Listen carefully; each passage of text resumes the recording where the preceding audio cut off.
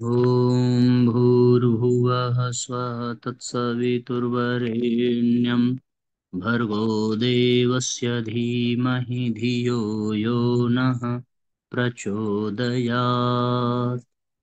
ॐ योगपूर्णं तपोनिष्ठं वेदमूर्तिं यशस्विनं गौरवर्णं गुरुं श्रेष्ठं भगवत्या सुशोभितं कारुण्यामृतसागरं शिष्यभक्तादिसेवितं श्रीरामं सद्गुरुं ध्यायेत् तमाचार्यवरं प्रभुम्।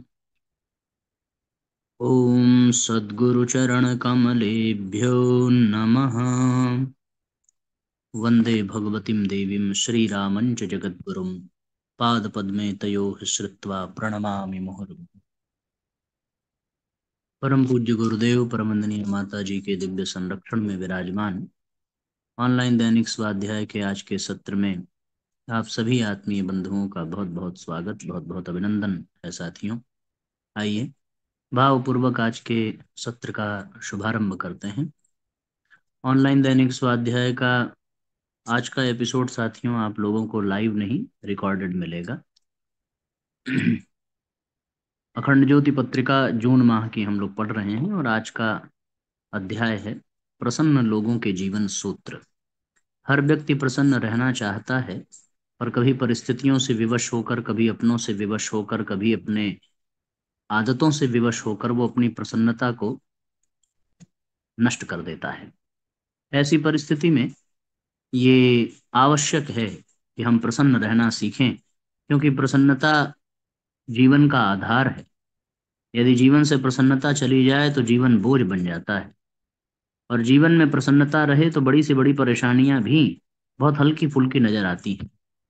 इसलिए साथियों, आइए हम जीवन में प्रसन्नता को कैसे लाएं, इसके सूत्र यहाँ प्राप्त करते हैं। आप सब लोग स्वयं ध्यान पूर्वक सुने और अधिक से अधिक लोगों को शेयर जरूर करें, जिससे कि सबको ये पता चले कि पूज्य गुरुदेव के विचार किस प्रकार जीवन को परिवर्तित कर देते हैं, किस प्रकार जीवन को लाभान्वित कर देते हैं। आज का ये अध्याय सभी लोग शीघ्रता पूर्वक जुड़ जाएं। विश्व के सबसे प्रसन्न लोगों में वर्ल्ड हैप्पीनेस रिपोर्ट के सर्वेक्षण के आधार पर नॉर्डिक देश आते हैं, जो विगत कई वर्षों से शीर्ष स्थान पर स्थित हैं। इनमें Finland, Norway, Sweden, Denmark, Iceland जैसे देश आते हैं। यूरोप के उत्तरी छोर पर स्थित शीत प्रधान देशों में प्रसन्नता के कई कारण हैं, जिनमें यहाँ के कल्याणकारी राज्य के साथ लोगों की संतुलित जीवन शैली, सादगी, प्रकृति से जुड़ाव जैसे पहलू उल्लेखनीय हैं। प्रस्तुत हैं इनसे जुड़ी कुछ अनुकरणीय आदतें जिनसे हम बहुत कुछ सीख सकते हैं। यहाँ के लोगों का कार्य विभाजन उल्लेखनीय है। वर्ष के अधिकांश समय बर्फ रहने व अत्यधिक ठंड के चलते यहाँ लोगों के सोने जागने व कार्य करने के घंटे लगभग निर्धारित रहते हैं। पर्याप्त नींद, व्यक्तिगत कार्य एवं व्यावसायिक जीवन के संतुलन के चलते यहाँ लोग पेशेवर तनाव से मुक्त रहते हैं और एक बेहतरीन जीवन जीते हैं। प्रकृति का संग साथ दूसरा महत्वपूर्ण कारक है। प्रकृति यहाँ के लोगों के जीवन का अभिन्न हिस्सा रहती है। ये हर मौसम का आनंद लेना जानते हैं। इनकी सोच रहती है कि बाहर किसी भी तरह का मौसम हो, कोई भी बुरा मौसम नहीं होता। बुरी होती है तो वो हमारी जीवन शैली।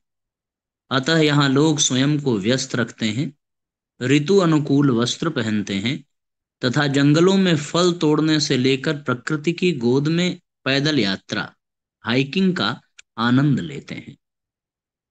शहर में रहते हुए भी प्रकृति के समीप रहते हैं, वह पार्क में समय बिताते हैं। यहाँ लोग दिखावे एवं अधिक संग्रह की तुलना में सादगी एवं गुणवत्तापरक जीवन पर अधिक ध्यान देते हैं। यहाँ जीवन सादगी से भरा रहता है। लोगों का ध्यान बाहरी दिखावे से अधिक आंतरिक गुणवत्ता पर रहता है। इनका ध्यान व्यावहारिकता तथा सादगी से भरा रहता है, जहाँ हर चीज का एक मकसद रहता है। मात्रा से अधिक गुणवत्ता को अधिक महत्व दिया जाता है। यहाँ लोग मिनिमलिस्ट दर्शन पर विश्वास करते हैं, अर्थात कम से कम किंतु टिकाऊ चीजों का प्रयोग करते हैं। आश्चर्य नहीं कि नॉर्डिक घरों में लकड़ी व पत्थरों का बेहतरीन संयोजन करते हुए मनभावन स्थान प्रबंधन को देखा जा सकता है। यहाँ घर परिवार व परिवेश में अमूमन शांत वातावरण रहता है। घरों में शांति के वातावरण को महत्व दिया जाता है। घर की तरह कॉफी हाउस या सार्वजनिक स्थलों में भी यहाँ शांति को प्राथमिकता दी जाती है, जहाँ दीपक या मोमबत्ती का महीन प्रकाश रहता है। शोर के बजाय हल्का संगीत यहाँ वातावरण में गूंजता रहता है। हल्की सुगंध इनके परिवेश को सुवासित रखती है, जिसके मध्य एक विश्रांतिपूर्ण अनुभव मिलता है तथा व्यक्ति को संवेदनशीलता बनी रहती है। यहाँ आपसी व्यवहार में स्पष्ट सीमा, मर्यादा और संतुलन रहता है, जो यहाँ के लोगों की एक अलग विशेषता है। लोग ईमानदार संवाद के पैमानों का अनुसरण करते हैं। यहाँ खुला एवं सीधा संवाद प्रोत्साहित किया जाता है। वैयक्तिक और पेशेवर संबंधों की अपनी सीमाएं रहती हैं एवं दोनों जीवन के बीच संतुलन को साधा जाता है। सबकी अपनी सीमाएं मानते हुए इनका सम्मान किया जाता है। यदि कोई हर सामाजिक घटना में किसी कारणवश नहीं भाग ले पाता या उसका मन नहीं करता, तो इसका सम्मान किया जाता है। किसी पर जबरन कोई नियम लागू नहीं किया जाता है। आपसी संबंध विश्वास पर आधारित रहते हैं, सतही या औपचारिक भावों पर नहीं। साथ ही जो कार्य प्रारंभ किया जाता है, उसे निष्कर्ष तक पहुंचाने का भाव रहता है, फिर वह अपना कार्य हो, घरेलू हो या कोई पेशेवर कार्य।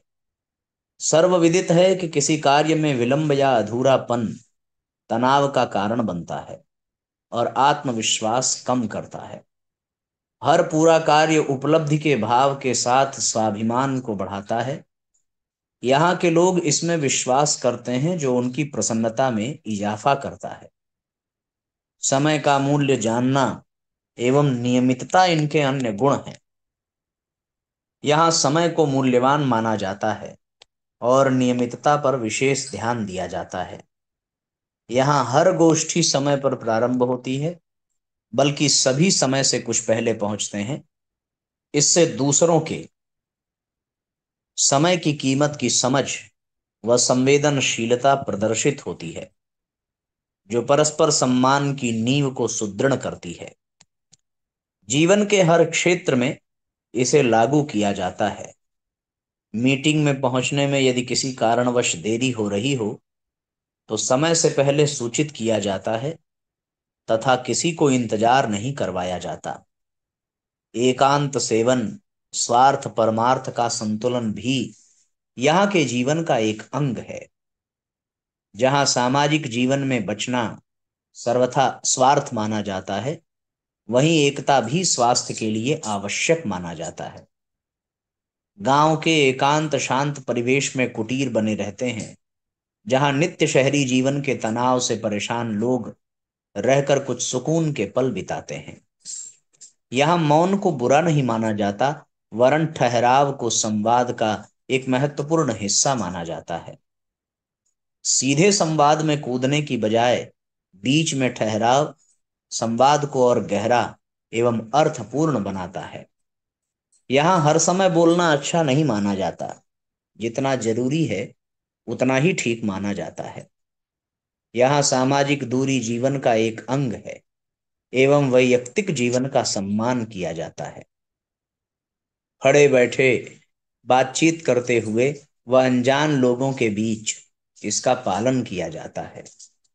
आश्चर्य नहीं कि इसके अभ्यास के चलते यहाँ कोविड महामारी के दौरान कठिन समय सामान्य जीवन की तरह बीता, जिसके लोग पहले से ही अभ्यस्त थे। शारीरिक सीमाएं ही नहीं, भावनात्मक सीमाओं को भी यहाँ महत्व दिया जाता है। इसके आधार पर किसी पर भ्रांतिपूर्ण राय नहीं बनाई जाती। सामुदायिक जीवन में यहाँ प्रतिद्वंदिता से अधिक सहकार के भाव को प्रधानता दी जाती है।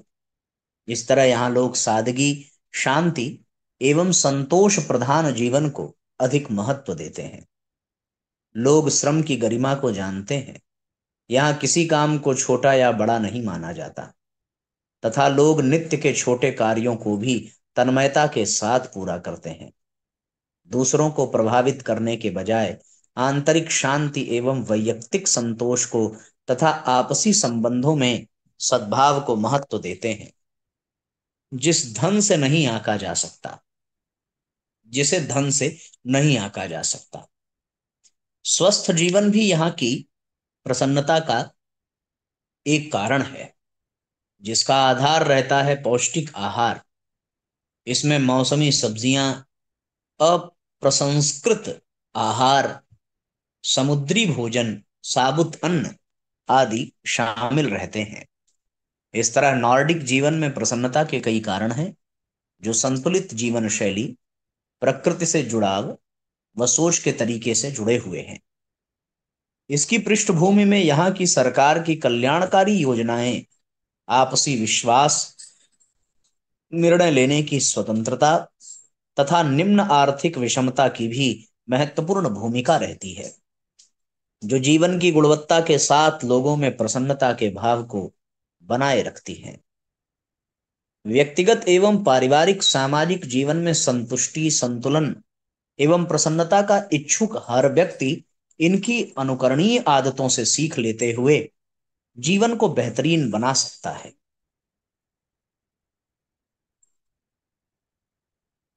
साथियों, इस अध्याय में आप लोगों ने ध्यान दिया होगा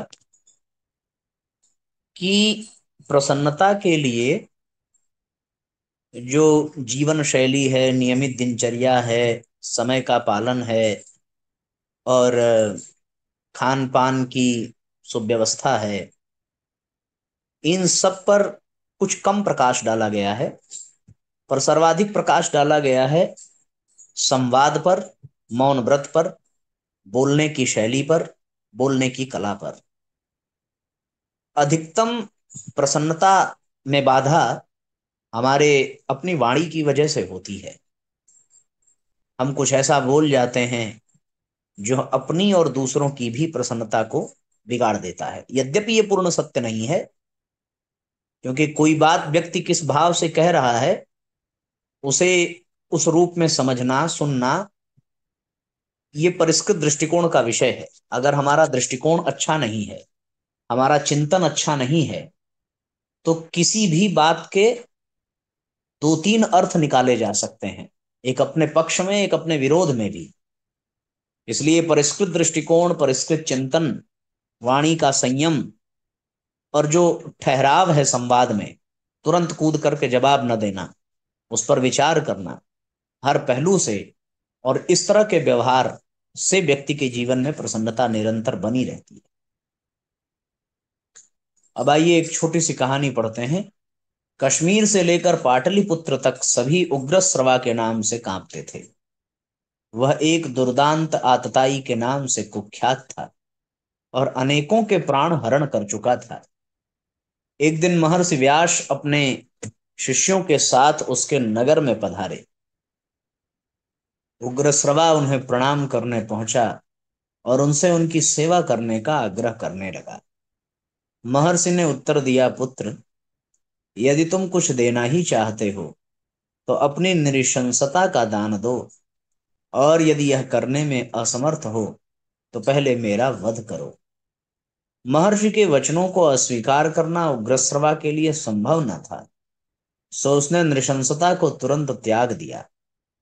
किंतु उसके अंदर की हिंसा मात्र वचन देने से तो शांत न हो सकती थी। अतः उसने शांति पाने का उपाय महर्षि व्यास से पूछा। तो वे बोले, वत्स, अब तक तुमने मात्र दूसरों से छीना है, अब तुम अपने हृदय को इतना विशाल बनाओ कि तुम उनके हृदय में शांति पहुंचा सको। जीवन का सच्चा आनंद दूसरों से उनका सुख छीनने में नहीं, बल्कि उनका दुख बांटने में है। इतना सुनते ही उग्रश्रवा का हृदय परिवर्तन हो गया। उसने धर्म और सत्य का पथ अपना लिया, और वही उग्रश्रवा आगे चलकर ऋषि सूत के नाम से विख्यात हुए। उसके पुराण प्रवचनों को सुनकर अनेकों ने श्रेष्ठ जीवन का चयन किया।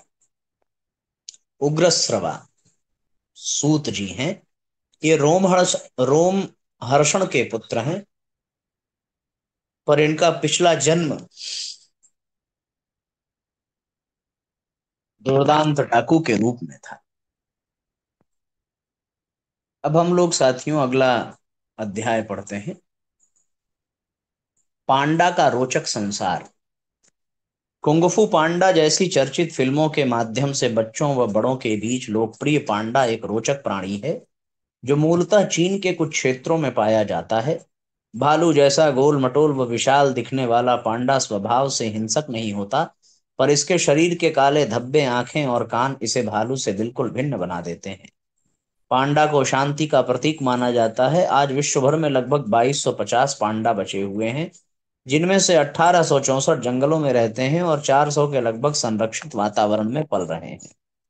आश्चर्यजनक तथ्य यह है कि जन्म के समय पांडा के बच्चे का भार मात्र 150 ग्राम होता है, जो बड़े होने पर मादा के रूप में 70 से 120 किलो और नर रूप में 160 किलो तक रहता है।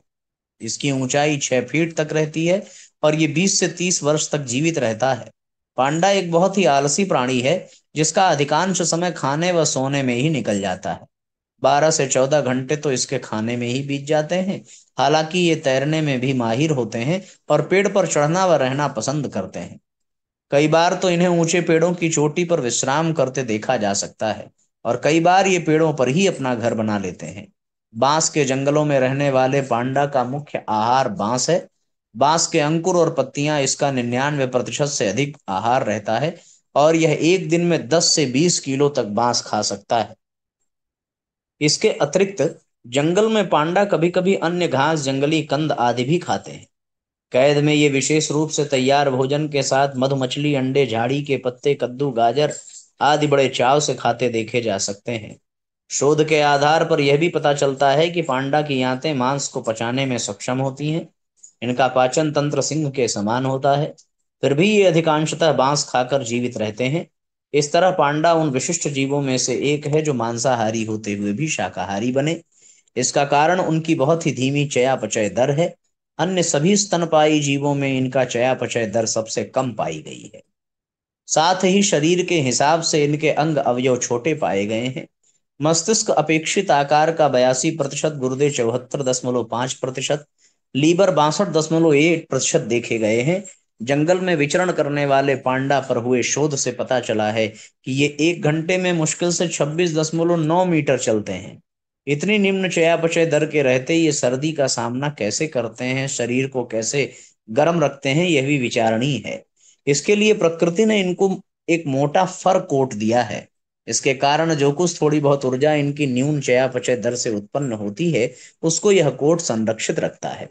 इनकी चमड़ी का तापमान सतह से 10 डिग्री सेंटीग्रेड कम पाया गया है। पांडा से जुड़े अन्य रोचक तथ्य कुछ इस प्रकार से हैं। ये भालू की तरह तैर सकते हैं, लेकिन ये शीत निद्रा में नहीं जाते, क्योंकि ये लंबे समय तक ऊर्जा को संग्रहित नहीं कर सकते।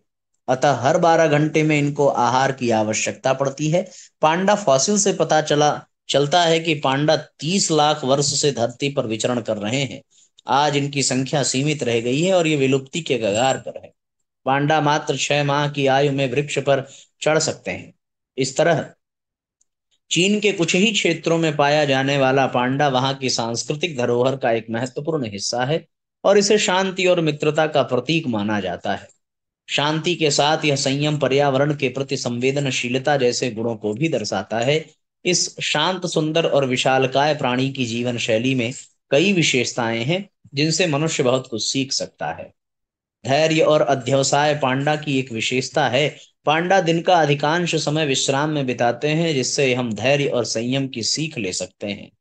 पांडा धीरे धीरे चलते हैं, लेकिन अपने लक्ष्य तक पहुंचकर ही दम लेते हैं और रास्ते में गिरते पड़ते हुए ही भी हार नहीं मानते। इस तरह तेजी से दौड़ते जीवन के बीच भी धैर्य पूर्वक काम करने की स्थिरता को हम पांडा से सीख सकते हैं और रास्ते के व्यवधानों के बावजूद बिना हिम्मत हारे अपने लक्ष्य की ओर अनवरत बढ़ते रह सकते हैं। पांडा बहुत ही सरल, सहज एवं संतुष्ट जीवन जीता है। यह मुख्यतया बांस खाता है और सहज रूप से उपलब्ध चीजों का सेवन करता है। इस तरह हम भी आज के आपाधापी भरे जीवन में मात्र आवश्यक चीजों पर ध्यान केंद्रित कर उपलब्ध संसाधनों का श्रेष्ठतम उपयोग करते हुए एक सादगी भरा जीवन जी सकते हैं। पांडा अधिक तनाव नहीं लेता और बहुत ही सहज जीवन जीता है। हम भी इससे सरल सहज जीवन व अधिक तनाव न लेने की प्रेरणा ले सकते हैं। पांडा अपने आसपास की चीजों से संतुष्ट रहता है तथा अधिक की इच्छा ही नहीं करता। यह संतुष्टि का भाव भी अनुकरणीय है। पांडा प्रकृति के साथ तालमेल बिठाते हुए पर्यावरण के अनुकूल जीवन जीता है। इसके साथ स्वभाव से हम बहुत कुछ सीखते हैं। पांडा में वातावरण के अनुसार ढलने की विशेषता रहती है, जो हमें जीवन के चुनौतियों का सामना करते हुए परिस्थितियों के अनुसार ढलने की सीख देती है। पांडा एक सामाजिक प्राणी है जो अपने परिवार के प्रति समर्पित रहता है और ये एक दूसरे का सहयोग करते हैं और हमें परिवार के साथ रहने, उनको समय देने व उनका ध्यान रखने की सीख देते हैं। अपने व्यावसायिक जीवन के साथ हमें परिवार को उचित महत्व देना चाहिए और पारिवारिक सामाजिक प्राणी होने के नाते सहयोग सहकार भरा जीवन जीना चाहिए। पांडा दिखने में कोमल प्रतीत होते हैं लेकिन ये बहुत शक्तिशाली होते हैं और अकेले रहने में सक्षम होते हैं। ये हमें अंदर से कोमल किंतु बाहर से मजबूत होने की सीख देते हैं। साथ ही स्वयं की आंतरिक शक्तियों पर विश्वास के साथ अपनी क्षमताओं के उपयोग की सीख भी इनसे मिलती है। इस तरह पांडा से मिलने वाला आत्मनिर्भरता और स्वाभिमान का संदेश उल्लेखनीय है। पांडा को जीवन की छोटी छोटी चीजों की आनंद लेते देखा जा सकता है। ये सकारात्मक दृष्टिकोण से भरा रहता है। हम भी जीवन के छोटे से छोटे पलों का आनंद लेते हुए जीवन के उतार चढ़ाव के बीच इसके सकारात्मक पक्षों पर ध्यान केंद्रित करते हुए प्रसन्न रहने का प्रयास कर सकते हैं। आश्चर्य नहीं कि पांडा को चीन के राष्ट्रीय चिन्ह के रूप में उपयोग किया जाता है। सन 2008 के ग्रीष्मकालीन ओलंपिक्स में भी इसे एक प्रतीक के रूप में दिखाया गया था। World wide fund for nature के लोगों के रूप में भी इसका उपयोग किया जाता है। पांडा अभी विलुप्ति के कगार पर जीवन के लिए संघर्ष कर रहा एक प्राणी है। इसके संरक्षण के प्रयास चल रहे हैं, जिसके चलते यह चीन के बाहर भी कुछ स्थानों पर संरक्षण में पलते देखा जा सकता है। कुल मिलाकर पांडा का जीवन हमें बहुत कुछ संदेश देता है, जिससे प्रेरणा लेते हुए हम वैयक्तिक एवं सामूहिक जीवन को और बेहतर बना सकते हैं। क्या क्या सीख मिलती है साथियों? पारिवारिक भावना, सामाजिक उत्तरदायित्व, सदैव सकारात्मक रहना, धैर्य, साहस और निरंतर सक्रिय रहना, ये सारी बातें, संतुष्ट रहना, संतोष की प्रवृत्ति अपने भीतर विकसित करना, ये सारी बातें पांडा से सीखने को मिलती हैं। अब एक विशेष संदेश। एक बार भगवान विष्णु के मन में विचार आया कि मनुष्य को बनाए और संसार की व्यवस्था सौंपे। बहुत वर्ष बीत गए, चल करके देखना चाहिए कि वो कर क्या रहा है। ऐसा सोचकर धरती पर पहुंचे। भगवान के आगमन का समाचार सुनकर अनेक पृथ्वीवासी उनसे मिलने पहुंचे। भगवान ने गीता के उपदेश की व्यवस्था करनी आरंभ की, कर्तव्य धर्म का ज्ञान देना प्रारंभ किया, परंतु किसी ने उस चर्चा में रस लेना आरंभ नहीं किया। सभी अपनी मनोकामनाओं को पूर्ण कराना चाहते थे। भगवान ने बार बार समझाया कि कामनाओं की पूर्ति कर पाना संभव नहीं, आत्मज्ञान ही एकमात्र मार्ग है, पर किसी ने कुछ सुना नहीं और मात्र कामनाओं की पूर्ति का आग्रह ही करते रहे। भगवान खींचकर बद्रीनाथ चले गए, पर मनुष्य वहां भी पहुंच गए। तब भगवान द्वारिका जी में जाकर के बैठे। कामना को पूर्ण करने वाले चाहने वालों की भीड़ वहां भी पहुंची। अंततः भगवान ने निश्चय किया कि वे मनुष्य के हृदय में निवास करेंगे। मूढ़ व्यक्ति उनकी तलाश बाहर करते हैं, पर वो तो हमारे ही भीतर भगवान बैठे हुए हैं। हृदय में साथियों परमात्मा का निवास है। एक और छोटा सा प्रसंग कि समुद्र मंथन से निकलने विष को पीते समय शिवजी द्वारा कुछ बूंदें पृथ्वी पर गिर पड़ी। संयोगवश वही मिट्टी थी जिससे ब्रह्मा जी शरीरों का निर्माण करते थे। ब्रह्मा जी भूलवश उसी मिट्टी से मनुष्य के शरीर बनाते रहे। विष की बूंदें मनुष्य में ईर्ष्या के रूप में प्रकट हुई और तभी से मनुष्य ईर्ष्या रूपी विष से जलता आ रहा है। ये गजब की बात कह दी इन्होंने। एक और छोटा सा संदेश पूज्य गुरुदेव का है कि ध्यान करते समय ईश्वर में डूब जाना चाहिए। ऊपर ऊपर तैरने से क्या, पानी के नीचे वालों को रत्न मिलते हैं। स्वामी रामकृष्ण परमहंस। इन समस्त पंक्तियों के साथ, इन समस्त भावनाओं के साथ, इनके विचारों के साथ, इन छोटे छोटे प्रसंगों, कहानियों और इन अध्यायों के साथ साथियों, आज के सत्र को यहीं पर विराम और विश्राम दिया जाए। आज के लिए इतना ही। अब आइए गायत्री मंत्र पढ़ करके आज के सत्र को हम लोग पूर्ण करें। ओम भूर्भुवः स्वः तत्सवितुर्वरेण्यं भर्गो देवस्य धीमहि धियो यो नः प्रचोदयात्। सभी आत्मीय बंधुओं को बहुत बहुत प्रणाम, बहुत बहुत मंगल कामना साथियों। सबका मंगल हो। जयराम जी की शुभ रात्रि। सवेरे हम लोग 7 बजे फिर यज्ञ में मिलेंगे। तब तक के लिए सबको नमस्कार।